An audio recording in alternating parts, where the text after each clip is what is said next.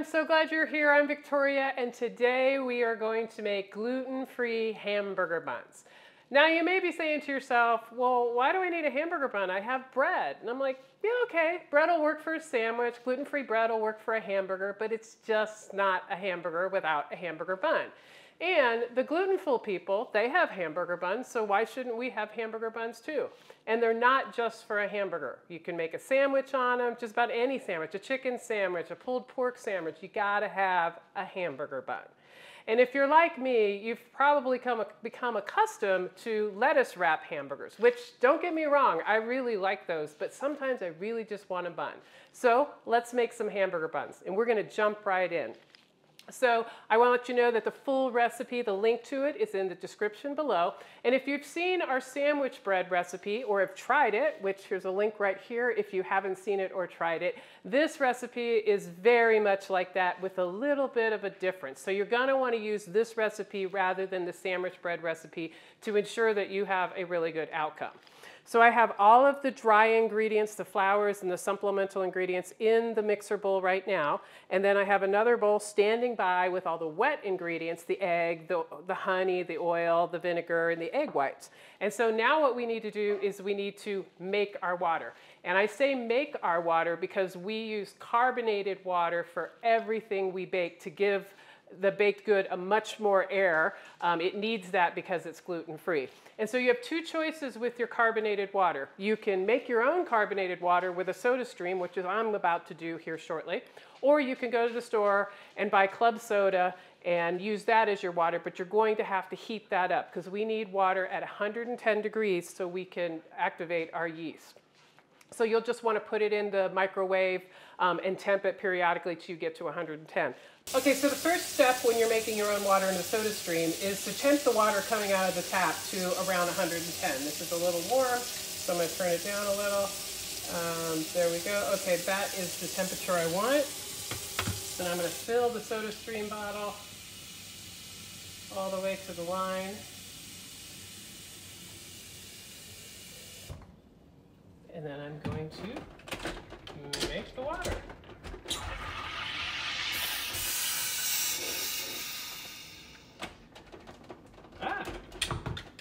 Okay, see, it's that easy.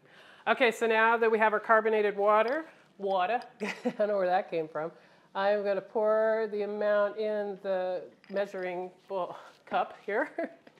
And then I'm going to start whisking the water as I put the yeast in. And note that this is not instant yeast, this is dry active yeast. So when you do this, if you don't see this foaming, you've got a problem with your yeast because you're always going to get the foaming. It's not going to stay foamy for very long, but if it doesn't foam in the beginning, you might want to check your yeast expiration date. Okay, so we have our water, we have our wet, and we have our dry. So I'm going to get my paddle on, lift this up, and put it on 1 to start. I just want to combine all the dry ingredients in there.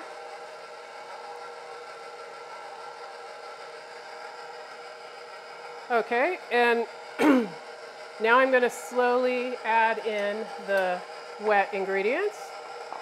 And your honey's going to stick to the bottom of your bowl, so have a spoon ready to scoop it out. Sometimes I'll measure a little extra honey because I know some of it's going to stay in the bowl. Okay, that's in there. And then we're going to slowly, and I stress slowly, add the water.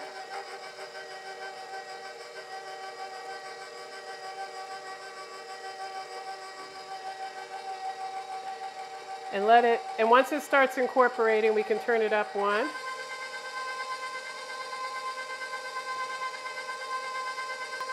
So depending on where you are in the country, high elevation, low elevation, high humidity, low humidity, you may need to adjust the water.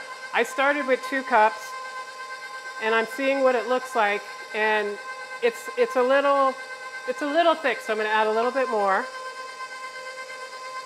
And then I'm going to reserve this for further into the mixing process because one of the hallmarks of this recipe versus the sandwich bread recipe is that this is going to be a little bit wetter than the sandwich bread. And I won't determine that until we've mixed more. So I'm going to turn it up and let it mix for a couple minutes.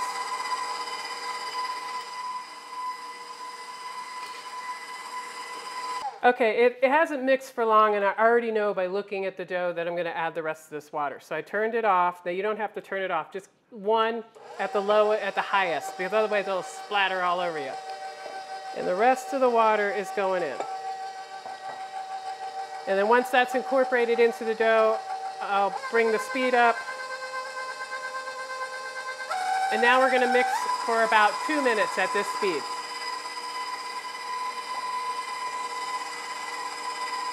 Our mixing is complete, so I've lowered the bowl, unhooked the paddle.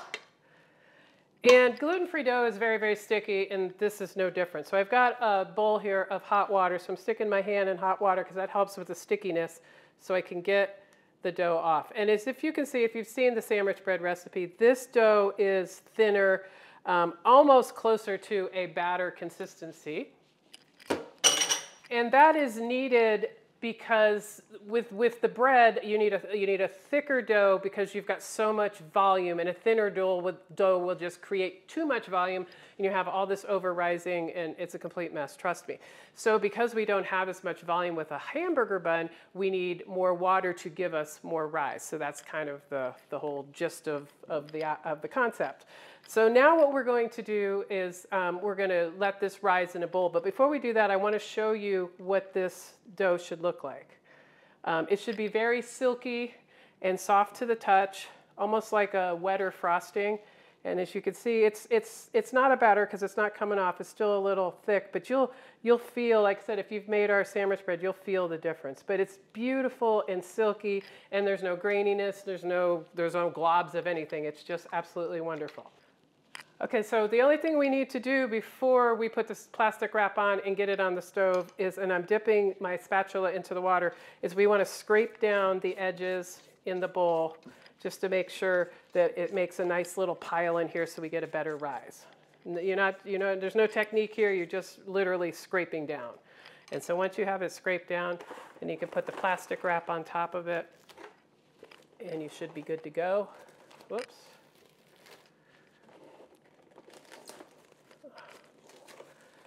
Okay, make sure it's nice and tight, or as tight as you can get it. And now to the stove. Okay, so our dough has been on top of the stove for 20 minutes, and it's nicely risen. I'm very, very happy with it. So it's time to scoop our hamburger buns. So you're going to need a digital scale again. I'm going to turn mine on here, set it to grams. And then because the dough is sticky, you're going to want to spray the bowl that you're going to scoop into with some spray, your spatula with some spray, and your scoop with some spray, of which I'm going to do right now. So the great thing about making hamburger buns yourself is you can determine how thin or how thick you want them. My experience with store-bought gluten-free hamburger buns is that they are typically so much bread, it just gets in the way of the hamburger. And so it was always my goal to find the perfect amount of dough for the hamburger bun. Now, I have a favorite, which is about 120 grams. Rich's favorite is more close to the 100 grams, and you may really like a thick bun, so you might want to go 150 grams. So what I'm going to do here is I'm going to scoop out a bunch of different gram amounts, and then we'll see when they're all done what the difference is. So I'm going to start with 100 grams. So I've got my scale set to 0, and I'm scooping. And if you want to, you could take a look at, you can see the dough at this stage. It's got little air pockets in it. It's a little airy. It's not as flat as it was before it rose. Okay, so that is 71 grams. 101. Oh, that was a fail. Let me take that off. Okay, so I'm going to take that. The other thing we have to do that I realized I did not do is lightly spray your pan. And this pan I love. I absolutely love. It's about a 4-inch wide hamburger bun pan. A link to it is available on Amazon. A link will be in the description below. I've made quite a few hamburgers with this pan, and they've turned out great every single time. Okay, so I have it in the bowl here. I also have my bowl of hot water for my hand. And so if it doesn't come out on its own, I'll scrape it out, which I'm going to. So you just scrape it into the first slot. Okay, so I'm going to make sure I tear and do another one at 100. And this can be a bit of a messy process here, which I already have dough all over my scale. Okay, 110, and it's not completely accurate, exact science here. Okay. As you see, I'm just pulling the dough out until I get to the 100. It takes a while sometimes to get that slightly spot on the first time. Okay, so now I'm gonna spray my bowl again because we're sticky. I'm gonna go to the 120.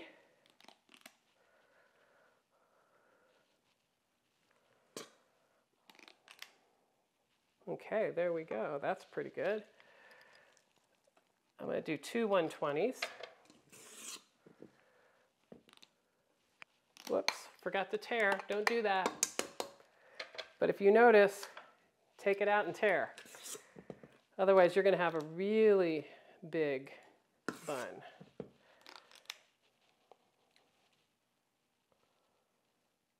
Okay, there we go. Second 120 in the pan.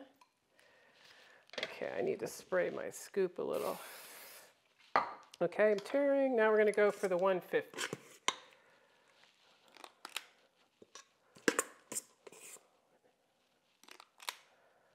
Almost there.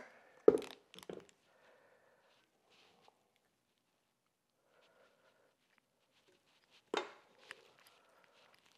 150 into the pan. Now that's going to fill it up. That's going to be a big bun. Now you may not like that. You may look at it and go, no, no, I want no part of that 150. And that's fine.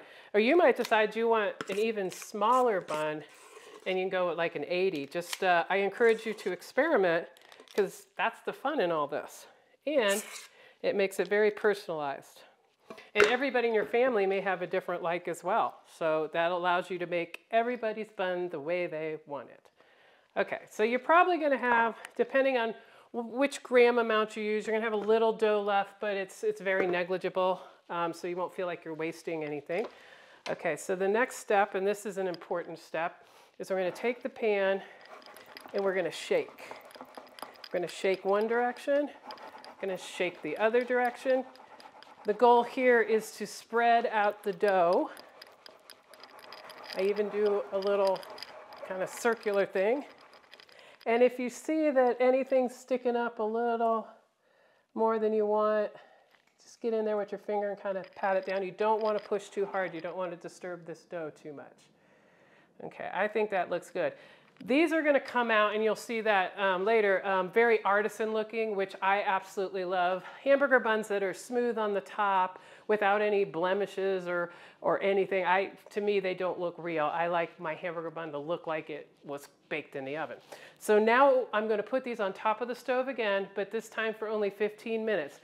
Now, it may take less time, so what you're looking for is you want your smallest one to pretty much get as close to the top of the pan, rise as close to the top of the pan as possible. So if that happens before 15 minutes, then you can pull them and put them in the oven. But 15 minutes is a good target. So off to the stove.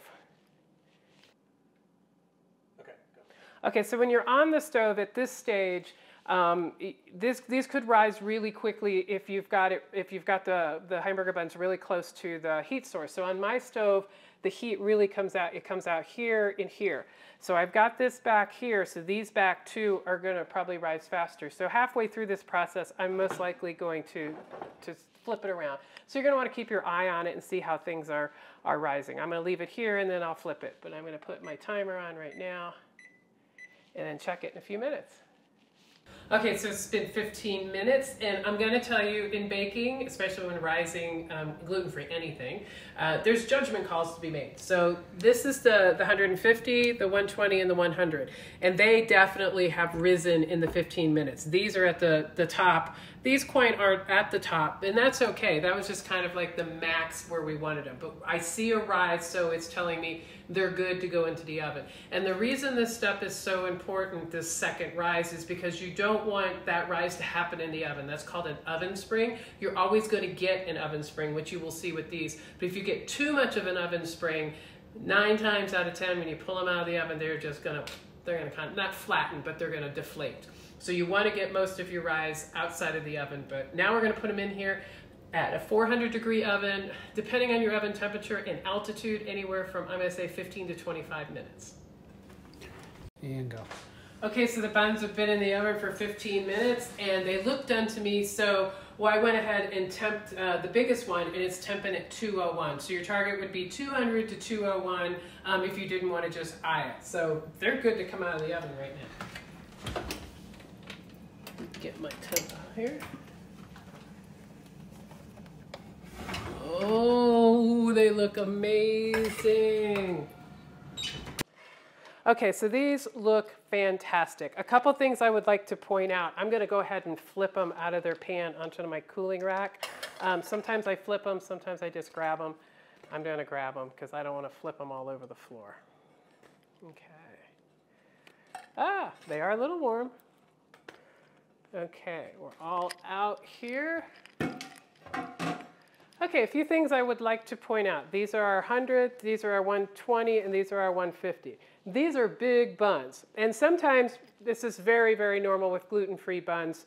You get what almost looks like a biscuit here, this kind of rise. It looks a little funky, but once you cut these in half, they're going to be perfectly fine. As you can see, this one didn't do it quite as much. I still personally feel this is way too big a bun, but you may like it. We had to experiment. Now the 120s, they look pretty darn good. I love this artisan look here. And once you slice them and put a hamburger in between them, they're going to look fabulous. Now, surprisingly, I said 120 was my favorite, but I'm looking at these, the 100s, going, maybe I have a new favorite. I don't know. We'll see.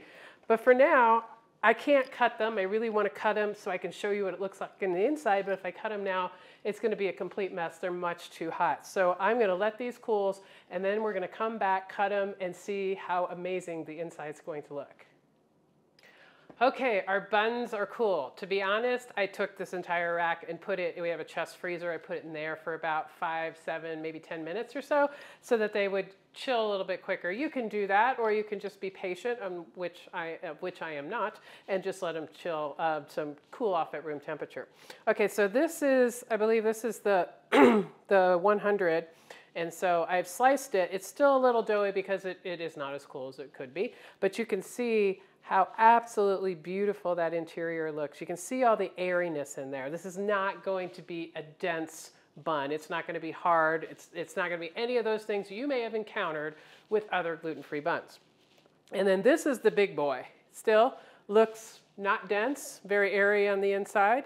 Like I said, I think this is too much bun, but you may find that you like it. And what's wonderful is, look at that.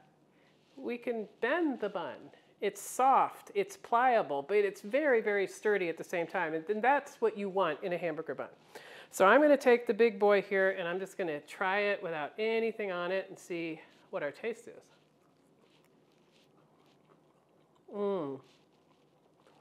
It is such a wonderful yeasty, bready flavor. The texture, excuse me while I eat, the texture is absolutely amazing. I really wish I had a hamburger right now because I would eat that. I wanted a burger, and a burger has magically appeared, and I am going to take a bite. Oh my God, it is so, so good. Excuse me while I eat.